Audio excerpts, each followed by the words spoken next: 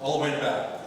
Yes, thank you for your visit to Crockett. Thank you for your visit to Crockett. We appreciate it. I had a quick question about the Phillips 66 refinery expansion. It's supposed to be, there's supposed to be an environmental impact report going on concerning that.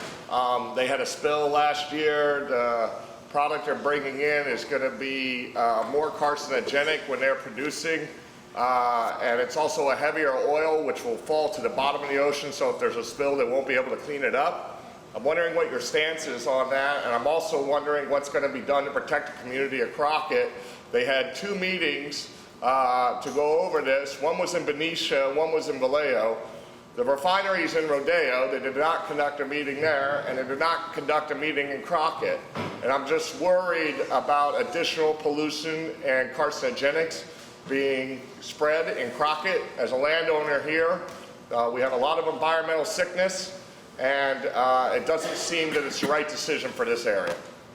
Thank you. Well, I'm against oil spills, for starters, heavy or otherwise. And I've always been involved in spill activities. I rewrote the legislation when I was in the Senate for oil spill recovery after some of the terrible oil spills that we experienced. And so I rewrote that legislation.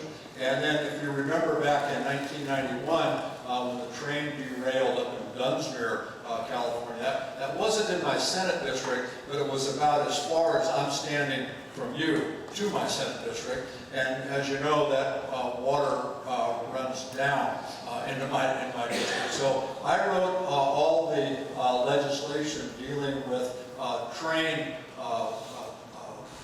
movement of toxic materials. And so I've got a pretty long history on that. I also got pretty involved when they started increasing the amount of crude that they were sending on the rails, and was pretty active and successful in getting some pretty strict rail regulatory work on the books. So it's something that I saw that this is the proposal. I've had, my office has had one, not even a meeting, a conversation regarding this from the P66 folks as to why they want to expand the number of ships that are coming in to unload. And there's a process right now where this proposal is going to be reviewed, and I'm going to watch with a very close eye as to how that unfolds. I'm against anything that puts the people of our district or anybody else's district in an unsafe situation.